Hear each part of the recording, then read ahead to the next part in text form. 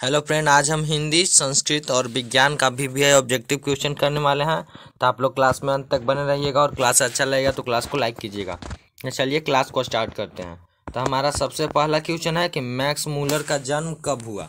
तो Max Muller का जन्म कब हुआ? तो 1823 ईस्वी में। कब हुआ? 1823 ईस्वी में। और कहाँ हुआ? तो जर्मनी के डेसाउ में हुआ था। कहाँ हुआ था? जर्मनी के डेसाउ में हुआ था। यह भी याद रखिएगा, जर्मनी के डेसाउ में। और इसका मृत्यु 1900 ईस्वी में हुआ था। यह भी याद रखिएगा। क्लियर है? फिर आगे हमारा क्वेश्चन है कि बेतमा दान पत्र किस समय का है। यहाँ पर त होगा। बेतमा दान पत्र किस समय का है? तो 1020 यानी 1020 का बेतमा दान पत्र है। क्लियर है?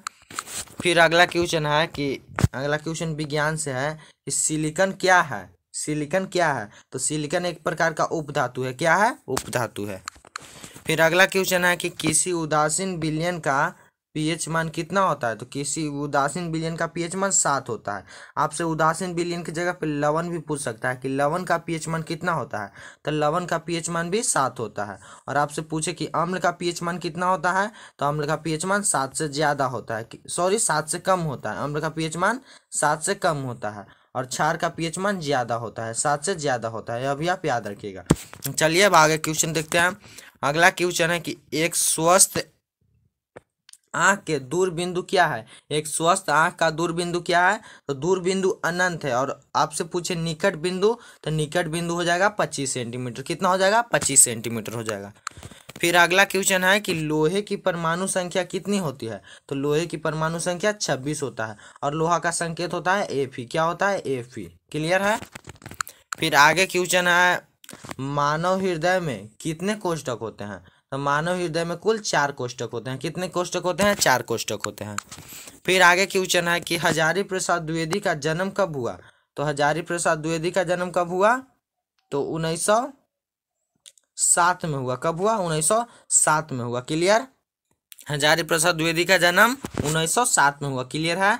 और इनका मृत्यु अगर पूछे तो 1979 में हुआ। कब हुआ? 1979 में हुआ। और यह नाखून क्यों बांटते हैं कि लेखक थे। कौन थे? हजारी प्रसाद द्विवेदी। क्लियर? यह भी याद रखिएगा आप। फिर आगे देखते हैं। अगला क्वेश्चन है कि ओजोन के एक अणु में ऑक्सीजन के परमाणुओं की संख्या कितनी होती है। तो ओजोन का सूत्र क्या होता है? तो O3 होता है। क्या होता है? O3। तो ऑक्सीजन के कितने परमाणु है? तो 3 परमाणु है। कितने परमाणु? 3। यहाँ से आपका यह भी क्वेश्चन हो गया कि ओजोन का सूत्र क्या होता है और कितने परमाणु होते हैं। Double question. फिर आगे क्वेश्चन है कि बहादुर पर कितने रुपए चुराने का इल्जाम लगा था। बहादुर पर कितने रुपए चोरी का इल्जाम लगा था। तो कुल 11 रुपए चोरी का इल्जाम लगा था बहादुर पर। क्लियर है? फिर अगला क्वेश्चन है कि विद्युत चुंबकीय प्रेरक की खोज किसने की। तो विद्युत चुंबकीय प्रेरक की खोज फैराडे ने की। किसने? फैराडे ने। यह भी आप याद रखिएगा, फैराडे ने की थी। फिर आगे क्वेश्चन है कि भारत से हम क्या सीखे के लेखक कौन है। भारत से हम क्या सीखे के लेखक कौन है? तो मैक्स मूलर है। कौन है? Max Muller. और मैक्स मूलर का जन्म कब हुआ? तो 1823 में। और मृत्यु 1900 ईस्वी में। कब हुआ? 1900 ईस्वी में। यह भी याद रखिएगा।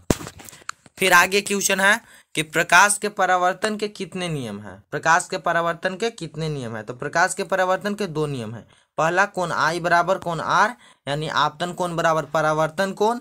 और दूसरा होता है कि आपतित किरण, यानी आपतित किरण, परावर्तित किरण तथा आपतन बिंदु पर खींचा गया लंब, तीनों एक ही तल में होता है। क्लियर है? यह आपतित किरण, परावर्तित किरण है। यह भी आप याद रखिएगा। फिर अगला क्वेश्चन है कि राजर्षि कौन समास है। राजर्षि कौन समास है? तो राजर्षि है तत्पुरुष समास। और तत्पुरुष समास किसे कहते हैं? जिसको, यानी शॉर्ट ट्रिक है कि जिसको तोड़ने पर का, के, की, यानी कारक का बोध हो, उसे तत्पुरुष समास कहते हैं। क्लियर? फिर आगे है अनुकूल शब्द में कौन सा उपसर्ग है। तो अनुकूल शब्द में अनु उपसर्ग है। कौन सा? देख लीजिए, अनु। पहले अनु है। तो अनुकूल शब्द में कौन सा उपसर्ग है? तो अनु है। क्लियर? फिर अगला क्वेश्चन है कि पानी शब्द में कौन सा संज्ञा है। पानी शब्द कौन संज्ञा है? तो पानी शब्द द्रव्यवाचक संज्ञा है। कौन संज्ञा है? द्रव्यवाचक संज्ञा। द्रव्यवाचक संज्ञा किसे कहते हैं? जिसको नापा या तौला जा सके, उसे द्रव्यवाचक संज्ञा कहते हैं। क्लियर? फिर आगे क्वेश्चन है कि परिवार शब्द का विशेषण रूप क्या है। परिवार शब्द का विशेषण रूप क्या है? तो परिवार शब्द का विशेषण रूप पारिवारिक है। क्या है? पारिवारिक है। यहीं से एक चीज और याद आया कि पूछ सकता है आपसे कि राष्ट्रीय कैसे लिखा था, यानी राष्ट्रीय का शुद्ध कैसे लिखते हैं। तो ऐसे करके राष्ट्रीय आप लिख दीजिएगा शुद्ध रूप से। देख लीजिए, राष्ट्रीय, यह भी पूछ सकता है, याद रखिएगा। फिर अगला क्वेश्चन है कि मंगू कब से पागल थी। मंगू कब से पागल थी, तो मंगू जन्म से ही पागल थी। कब से? जन्म से ही पागल थी मंगू। फिर अगला है कि रेनर मारिया रिल्के की काव्य शैली कैसी है, तो रेनर मारिया रिल्के की काव्य शैली गीतात्मक है। कैसी है? गीतात्मक है।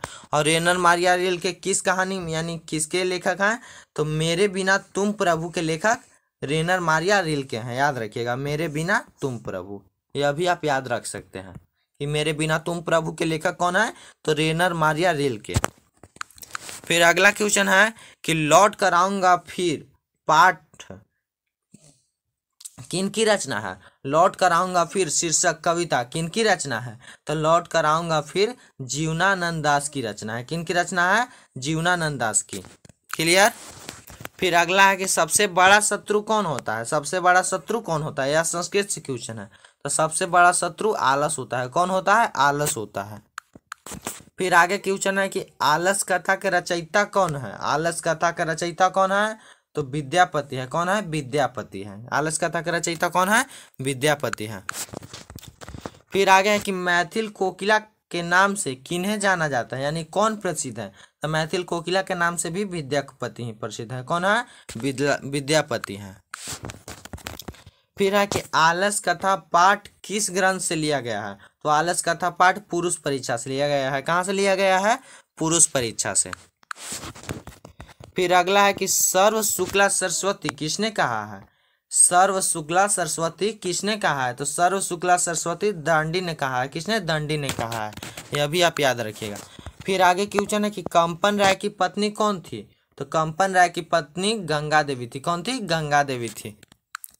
फिर आगे क्वेश्चन है कि आधुनिक काल की संस्कृत लेखिकाओं में कौन अति प्रसिद्ध है। आधुनिक काल की संस्कृत लेखिकाओं में कौन अति प्रसिद्ध है, तो पंडिता क्षमा राव, इसका फुल नाम हो जाएगा पंडिता क्षमा राव, पर यहाँ सिर्फ पंडिता क्षमा राव हो जाएगा, पर यहाँ क्षमा राव लिखा है। क्लियर है।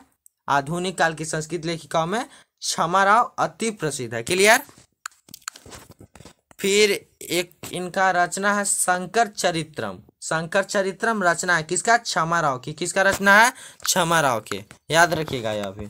फिर आगे क्वेश्चन है कि पटना का इतिहास कितना पुराना है। पटना का इतिहास कितना पुराना है, तो पटना का इतिहास 2500 वर्ष पुराना है। कितना पुराना है? 2500 वर्ष पुराना है। फिर है लंबोदर कौन समास है। लास्ट क्वेश्चन है लंबोदर कौन समास है, तो लंबोदर बहुब्रीहि समास है। आप साफा रख सकते हैं कि जिसमें देवी देवता का नाम आए उसे बहुब्रीहि समास कहते हैं ना। तो इसका डिफिनेशन यानी परिभाषा होता है कि जिस समास में समस्त पदों से भिन्न किसी अन्य पद का अर्थ प्रधान हो, उसे बहुब्रीहि समास कहते हैं। क्लियर है। तो आज के क्लास के लिए बस इतना ही रहने देते हैं, मिलते हैं अब अगले क्लास में। धन्यवाद दोस्तों।